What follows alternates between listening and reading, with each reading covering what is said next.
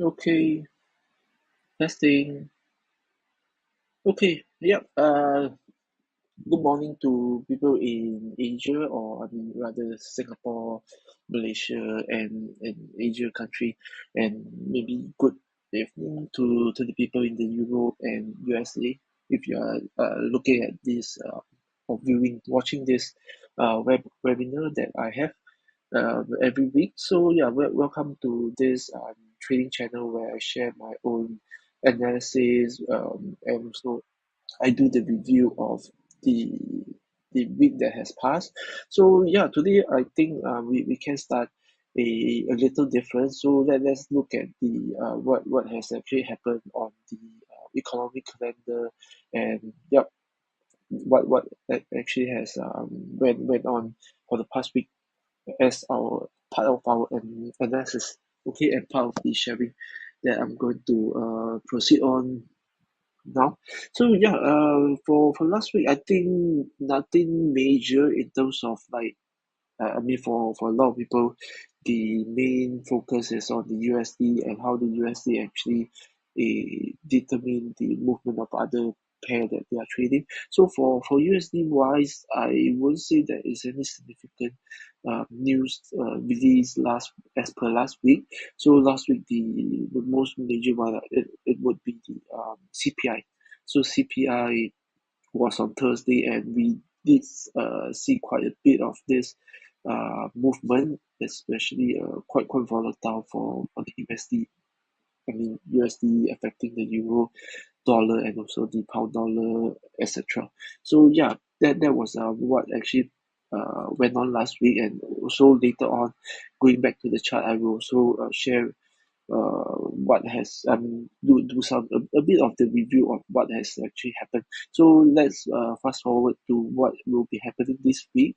So this week wise, it will be a little bit more I would say congested, or rather more happening in terms of the economic calendar. I think things are going to pick up a little bit more, especially after the New Year and things like that. So for of course for the Chinese, the Chinese New Year or the Lunar New Year is coming. So yeah, happy Chinese New Year for those who are Chinese or those who are basically celebrating Chinese New Year. Okay, so yeah, next week will be start of the Chinese New Year, and then on of course going back to the economic calendar, we do see that we have some governor of UK speaking, and that's on Monday itself, and then for Monday wise, the US is on this I think MLK Junior Day, so Martin Luther's King, so that is a US holiday, and I do think forex market is still open. Yeah, market is still open. Maybe for the stock market is not there. I mean it's not open. Then on the Tuesday itself, yeah, we do see some um, news coming out from Chinese side, the China side, and then for the pound, for the CAD, there's also some major news. So red color means that they are of high impact. Okay, so yeah, just to sidestep, you actually can filter off those news according to the impact. So I mean I'm pretty much more focused on the medium to high impact news. So yeah, yellow color, which is the low impact news, I did put it inside.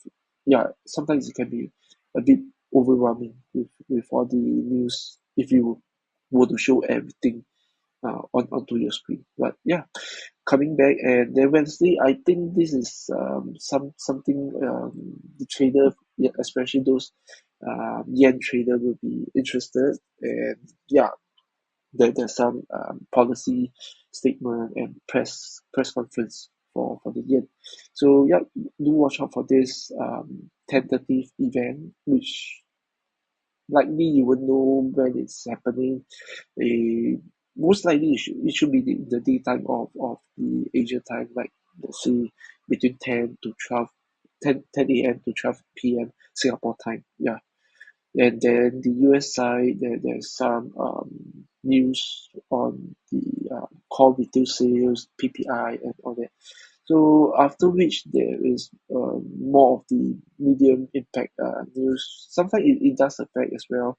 I mean, especially those like the speeches that the key appointment holders actually gave. Sometimes it will affect the forex market, or rather the currency that this person is related to. Okay, so yeah, that's on the what you call that, forex factory, where you have the economic calendar. Then let us move back to the chart itself.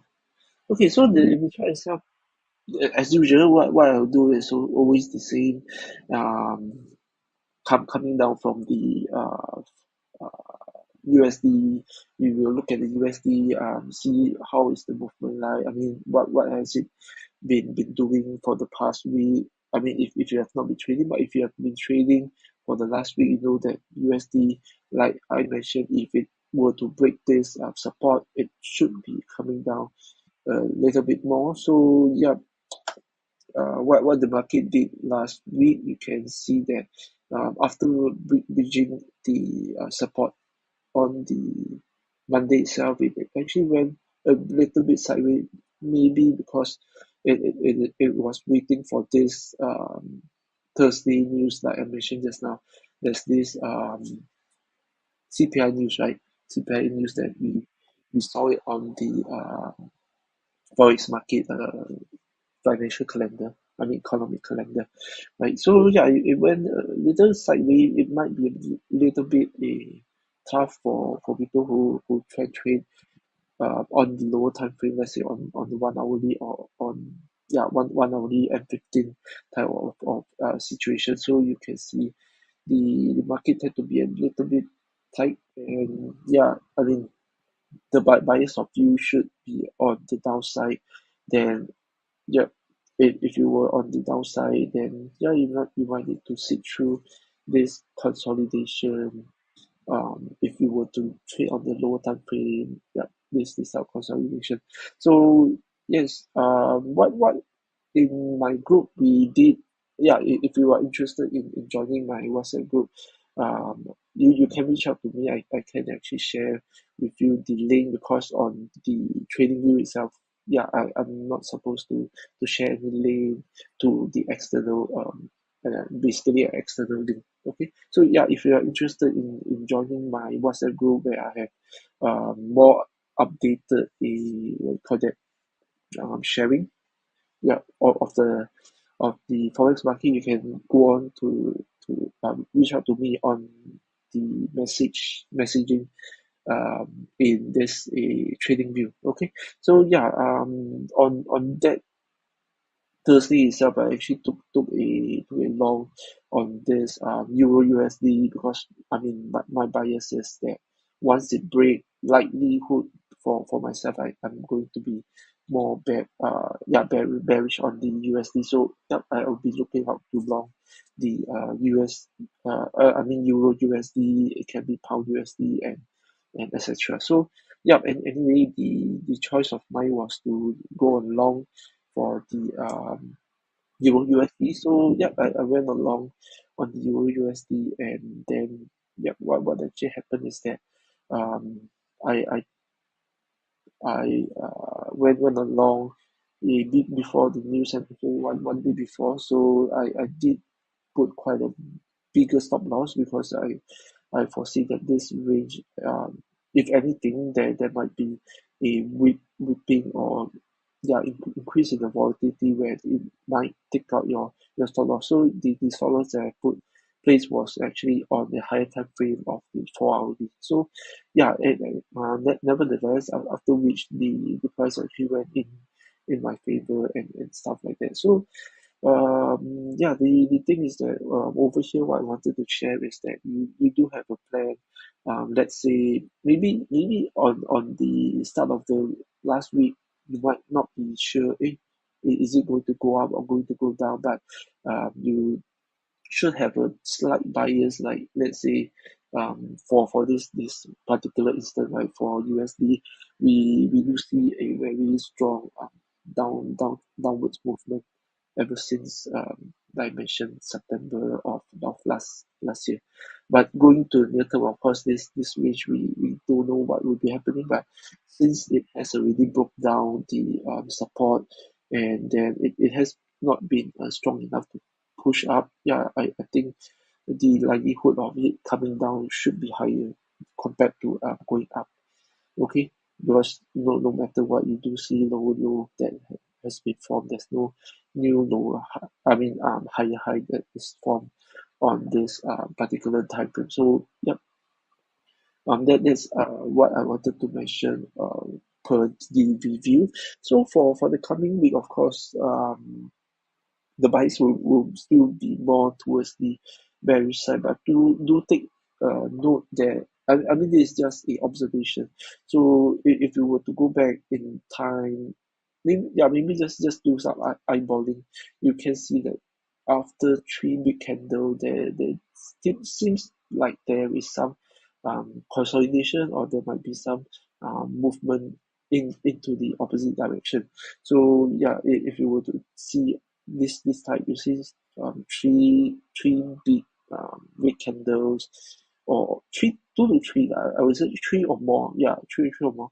Like you see this three or more, then it starts to turn back upwards. So yeah, you do see such a pattern over here. So do expect the price, it might also reverse to retest the high. I mean not the high, or rather the supported resistance or some particular level. So yeah, do keep in mind that there might be some reaction back upwards before it continue going downwards. So yeah, you see over here is also the same. Three down, you do see some reaction back upwards, and yeah, things like that. Okay, so that's on the USD, which a lot of, or majority of the traders are trading on. So that will be an important uh forex pair that we would be looking at. Okay. Oh yeah, Zima. Okay. Later on you can yeah private message me. Yeah, PM me so that I can share with you on the private note, rather than on this chat itself. Okay. So yeah, coming back. Um. Okay. For the week moving on, I would be looking more on the Euro USD and also Aussies USD for me to go on long if there's pullback, decent pullback for me to go on long. Then yeah, that would be my plan. Then other than that, maybe just go back to what the ideas I have shared earlier on before I start this streaming. Okay, so yeah, USD we have covered this already, and then yeah, going. Let's go back to what I have shared previously, and also moving on. The trading ideas should still be intact on the Aussie dollar New Zealand. So Aussie dollar New Zealand, yep. On the daily time frame, I think I did draw yeah put up these dots over here. So you see it is pretty much still on the uptrend. If you can't see it clearly on the daily time frame, you can take a look at the 4 hourly. So 4 hourly also, you do see this consolidation, which is a little bit of this consolidation, a big breakout, where okay, for me, I did took a small position on this breakout, thinking that it might be doing I mean I'm doing some counter trading that might be breaking down, but in effect it didn't go down, or it didn't break down, and then it went up back. So yeah, continuing on, you do see that this trend is still pretty much on the upside.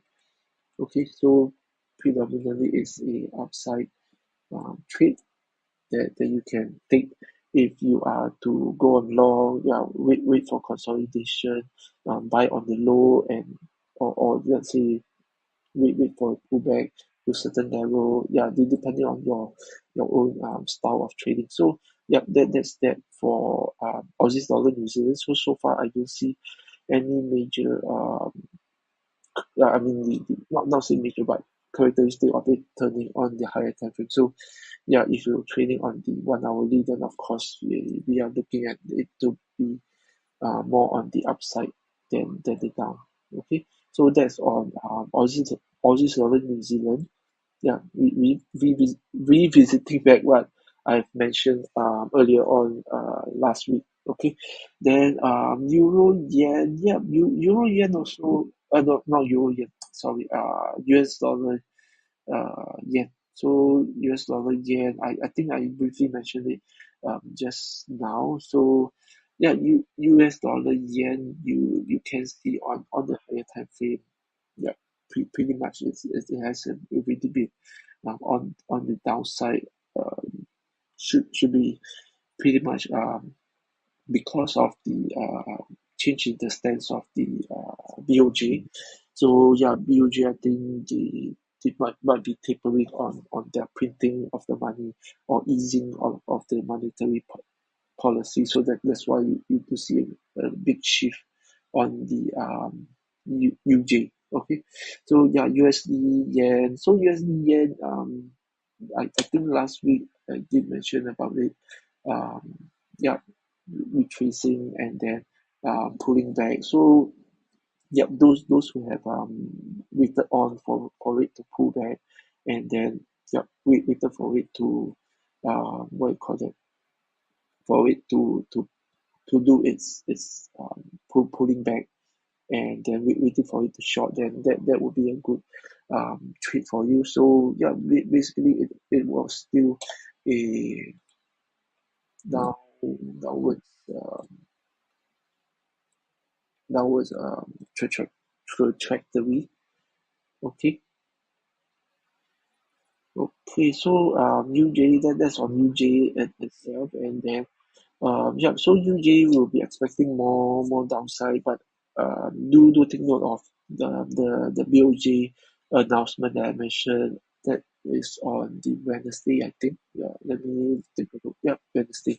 So Wednesday itself, yeah, do take note on this interest rate decision, and yeah, you might expect some sharp movement, be it pulling back up or even before the announcement being made, there might be sharp retracement. Yeah, you just react accordingly.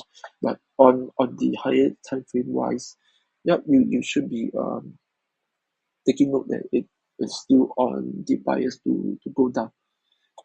Okay, so yeah, the other pair that I also wanted to visit is Euro Swiss franc. So Euro Swiss franc also is I think it's just broke out. Give me 1 minute. Yeah, this Euro Swiss franc. So it has been consolidating for very long time. I mean for the past one month. Yeah, Euro Swiss franc it has been consolidating. Let's go up to the higher time frame. I think I did take a look at it sometime back in December. Yeah, that's why I have all this drawing. But ever since it has been yeah, trading on the side, and not something that I am of particular interest, especially if you see this, yeah, see this type of yeah, it doesn't have any a significant movement. Yeah, it's not trending, but this since has since changed on Wednesday itself. Wednesday, Thursday, and Friday it pulled back a bit. So yeah, if you I mean if you have seen or if you have studied a bit on the Elliott wave or something similar to that, or yeah, or trend wave, you wait a while. I need to find the arrow. Yeah, so this is the first initial push, and then pretty much it went sideways. So this should be the second push on the higher time frame on this daily time frame, and then let's say we go down to the low time frame. Yeah, we should be expecting some pullback for us to go on long. Yeah, for this euro Swiss franc. Okay, so yeah, let's monitor this pair. So yeah, that's so much I wanted to cover for this week, and then I think I might start a midweek analysis maybe on, let's say, Wednesday itself, a short 10 to 15 minutes. It's just sharing, and then yeah, you can actually come back to this streaming where I will do some midweek review on what has happened, and then what should we be expecting, mainly more on the shorter time frame analysis. Yeah. Okay. And then yep. So see you all next week. And yeah, happy New Year for those Chinese and also those who actually celebrate Chinese New Year. So Chinese New Year will be next Saturday, Sunday, and all the way, and for 15 days if you live in China itself. So yeah, see you all soon. And yeah, next week I will be also still continuing with the streaming. Yeah, if I find time, because I'm a Chinese as well, so I do celebrate Chinese New Year, and I might not have the time. Yeah, it depends. So yeah, see you all around. Thank you.